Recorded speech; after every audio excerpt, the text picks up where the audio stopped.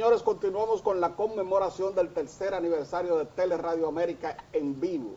Y en esta ocasión vamos a conversar con Annie Elizabeth Guzmán Jiménez, quien es abogada, licenciada en Derecho de la Pontificia Universidad Católica Madre y Maestra, con maestría en Derecho Procesal Penal de la Universidad Autónoma de Santo Domingo, maestría en Periodismo de Investigación de la Universidad de los Andes en Bogotá.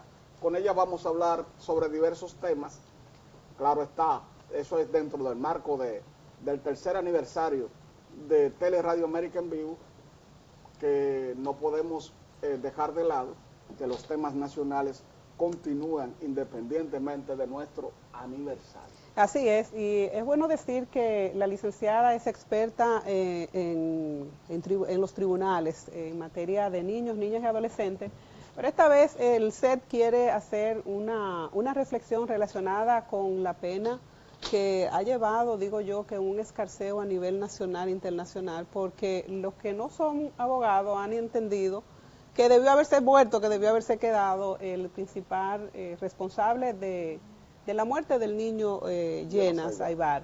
Me gustaría, licenciada, ver desde su experiencia el cumplimiento de la pena y la reinserción de ese joven, de ese señor, que ya es un señor, porque aunque entró joven, se nos ha quedado en la mente que sigue siendo joven, del principal responsable de este acto horroroso que conmocionó a la República Dominicana, el cumplimiento de la pena y la negación de la sociedad a su inserción, porque ha habido una negativa de parte de la sociedad de entender que el derecho se maneja con otras interioridades que no son las emociones que sentimos las personas.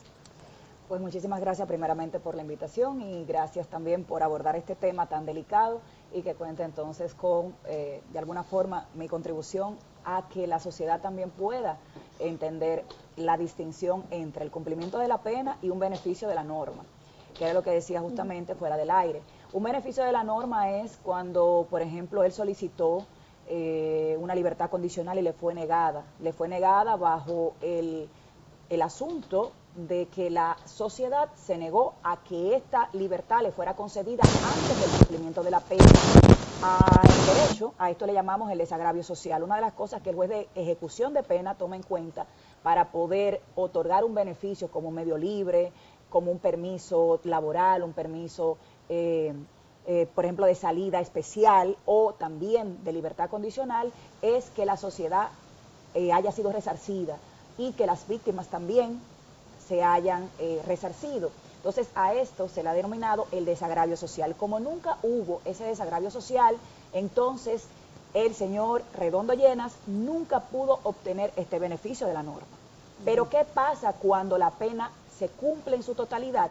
Es que el sistema no puede retener ni un día más, ni un segundo más del cumplimiento de la pena. Para esto, el juez de la ejecución de la pena emite lo que se llama un cómputo definitivo.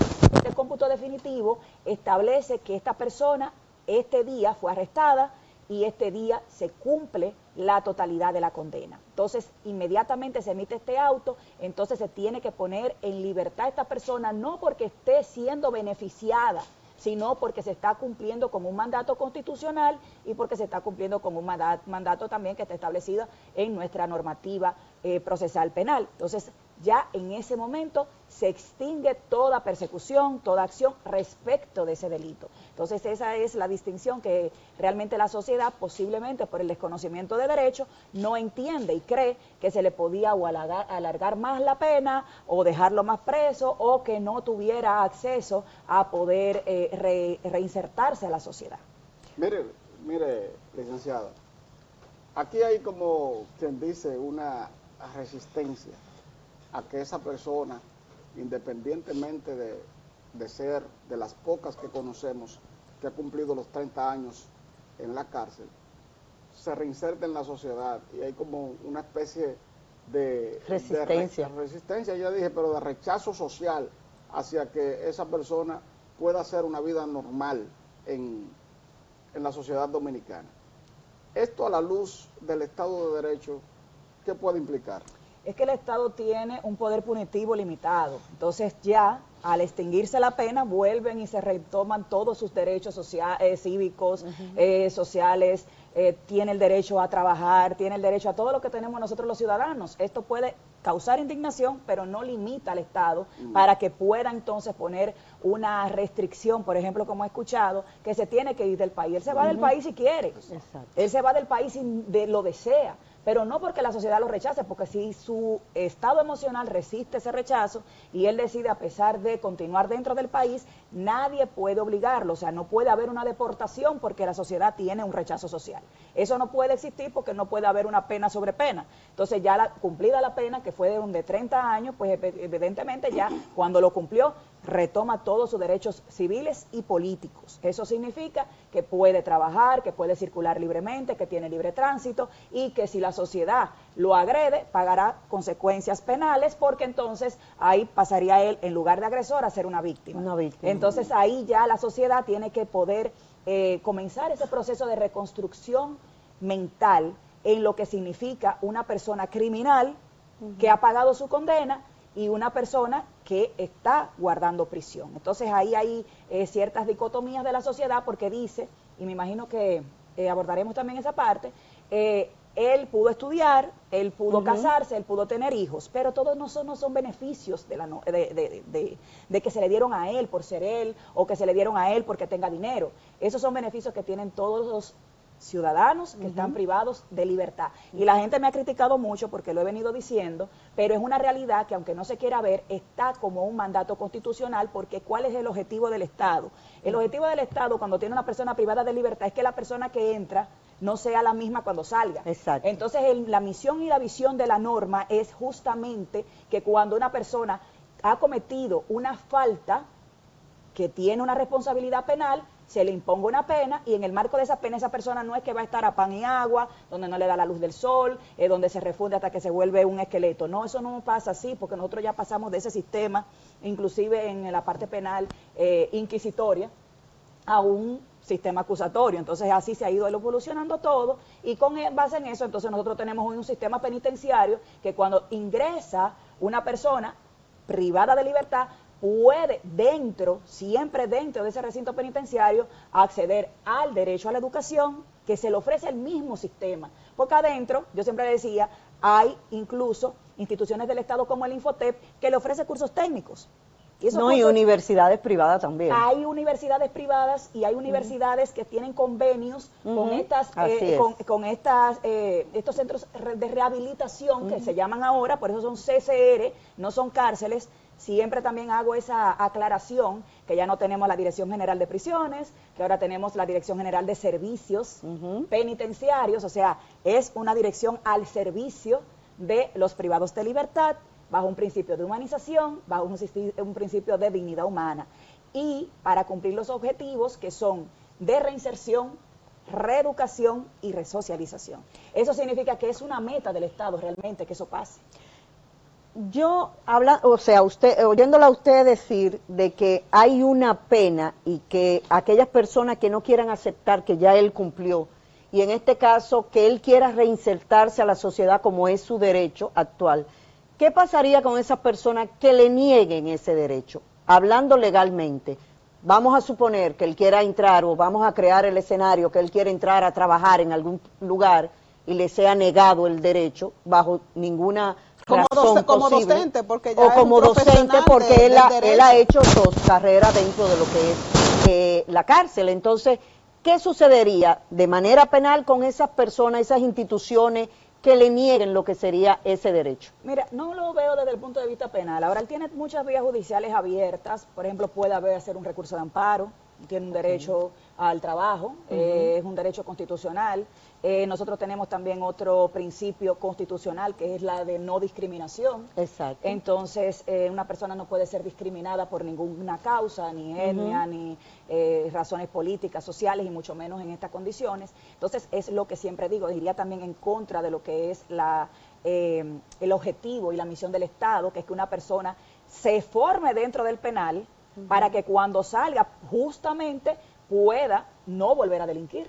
Entonces, en este caso, por ejemplo, la gente dice, pero él tiene dinero. Nosotros, bueno, yo no tengo constancia de si lo tiene o no lo tiene, pero en caso de que no, imagínense cuáles serían las oportunidades de una persona, que conozco personas además de él, que han cursado carreras universitarias dentro del penal y se han convertido en abogados, y esos abogados están ejerciendo hoy día, y esos abogados suben a los tribunales hoy día, y eso no pasa nada, señores, porque no son populares, porque no son mediáticos, porque tal vez el crimen no fue quizá tan grande, pero pudieron haber cumplido, como muchos de los casos que conozco, hasta 20 años por causa de homicidio. Pero ¿qué hizo este sistema? Este sistema hizo que esta persona, cuando salga, no salga a delinquir nuevamente porque no encontró oportunidades, porque nadie le ofreció una vacante, porque nadie le permitió acceder al sistema de justicia o le permitió acceder a una plaza laboral. Entonces, el sistema está diseñado para que cuando estas personas salgan y hayan aprovechado ese tiempo en prisión para educarse como lo quiere el sistema, entonces cuando salgan no se le nieguen esas oportunidades. Y aunque el crimen, repito, no se borra, y aunque el dolor de las víctimas seguirá ahí, y aunque la sociedad seguirá lastimada, hay que saber cuáles son los límites constitucionales que tienen las personas privadas de libertad una vez puestas justamente en libertad. Pero mire, doctora, independientemente de todo eso que usted dice, que es desde el punto de vista legal, tiene toda la razón, hay algo que la sociedad no va a admitir nunca. Nadie va a admitir, o sea, no lo va a admitir por lo que uno ve, por las reacciones que uno ve, que él se rehabilitó. Nadie va a admitir eso. Pero usted también hacía unos señalamientos que uno se pregunta, ¿y cuándo suceda? Cuando suceda la discriminación de que, por ejemplo, esta persona va a un restaurante y que los que están en el restaurante se reserven el derecho de admisión, como lo hacen con personas que no son como él y no lo dejan entrar a su negocio. Y que el mismo negocio en un momento determinado diga, mire, usted tiene restringida la entrada a este negocio porque nosotros no podemos permitir, porque la gente no reacciona favorablemente a su presencia. Entonces, yo no veo cómo puede incluso resarcirse el derecho a no ser discriminado. Lo que pasa es que esos son vías que tanto la empresa, o sea, una libertad de empresa, tienen sus políticas, en ese caso son contextos muy abiertos, y habría que analizarse paso a paso, qué va a preferir él, si salir del restaurante, no hacer ruido, sujetarse a esa situación, hacerlo público, o abrir una polémica al respecto. Eso va a ser muy a ponderación realmente del momento. Lo que yo hablo es desde el punto de vista normativo, porque no es compatible con nuestro Estado constitucional. O sea, la discriminación es una cosa que está totalmente prohibida en nuestra Constitución. Entonces, al ya una persona cumplir su pena, todos sus derechos vuelven a ser reivindicados. La valoración de si fue rehabilitado o no, y si las personas que están fuera del sistema y que no entienden legalmente o a profundidad lo que yo le estoy diciendo, lo pueden ponderar. Eso es también un derecho que está y se enmarca dentro de otro derecho constitucional, que es el derecho al libre pensamiento. Entonces, realmente... Que fue uno de los que ocasionó, lo digo porque yo fui una que reaccionó, porque además de ser abogada también soy periodista.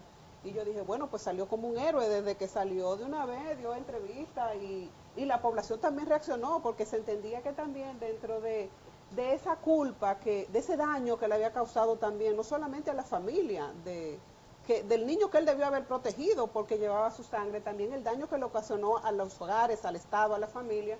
Yo me hice la pregunta, ¿por qué no salir sin ejercer siquiera ese derecho hasta que pueda sentir la responsabilidad del daño? O sea, la culpa, sí le ocasioné, hice tal cosa, que es también lo que busca el derecho penal, de que cuando tú salgas arrepentido del daño que le ha ocasionado.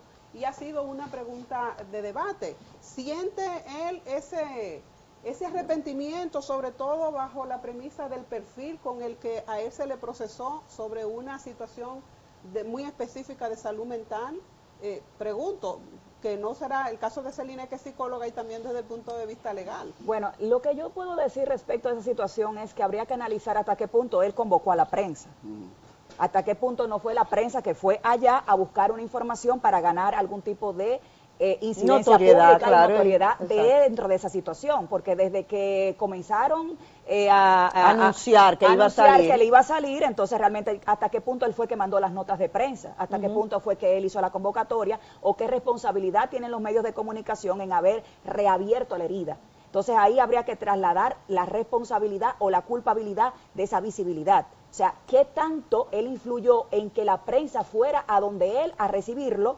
Y qué tanto entonces la prensa también contribuye a que esa herida social vuelva a supurar nuevamente. Entonces ahí habría que hacer esa valoración, porque ciertamente él pudo haber salido en silencio si la prensa no lo aborda fuera, y hasta qué punto entonces no se hubiera visto como un arrepentimiento que él no respondiera a las preguntas de la prensa una vez fuera abordado. Entonces ahí ya entraría la sociedad en otro debate. No quiso responder porque no está arrepentido, o respondió sin estar arrepentido. Siempre va a haber una polémica al respecto. Siempre va a haber un... Mire, nosotros vamos a tener que, porque ya vamos a la parte final, después que Fernando haga esta pregunta, invitarla porque se nos queda con usted discutir el tema de la parte penal, porque hemos visto tantos niños cometer actos en la República Dominicana que ha pasado, y me gustaría que se comprometa de manera pública. Claro, de manera pública aquí, para volver a tratar ese y otros temas que también son de importancia para nosotros. Levantó la mano. Está bien que nos vamos a la pausa, doctora, pero yo quisiera hacer una pregunta. En un caso hipotético de que usted hubiese sido el abogado de Mario José Redondo Llenas y sale en libertad, como de hecho ha salido, ¿qué usted le recomendaría en su comportamiento cotidiano ahora? Ahora, hacer una vida totalmente normal, pues ya no tiene una deuda con la justicia, reinsertarse en la sociedad como es el objetivo del Estado, como es la misión principal del poder punitivo del Estado, que se limita a cuando él cumplió su pena. Yo le diría que vuelva a su vida normal, que trate de adaptarse y responder con respeto siempre ante el rechazo social hasta que la sociedad vuelva. Y eso es una pregunta también muy importante, le voy a decir por qué, porque lo voy a hacer muy breve. Hay una razón por la cual la ley 113-21, que es la ley que regula todo el sistema penitenciario y la ejecución de la pena en la fase de prueba, es importante justamente por eso que antes de cumplir la pena, que él nunca se benefició de eso, antes de cumplir la pena comience un medio libre. Porque en ese medio libre, en ese ensayo de esa persona privada de libertad, condenada, comenzar a salir a la sociedad, comienza la sociedad a acostumbrarse a ver a esa persona en libertad. Y eso no pasó en este caso.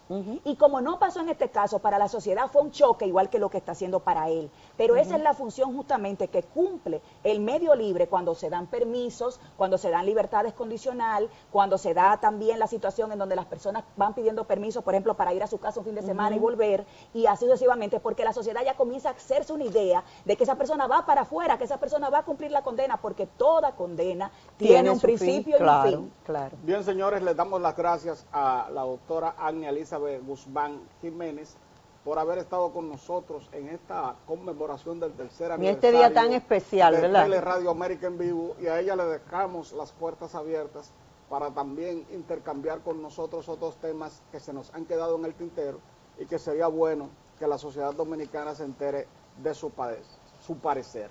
Ahora nos vamos a una pausa y retornamos en breve con Teleradio América en vivo.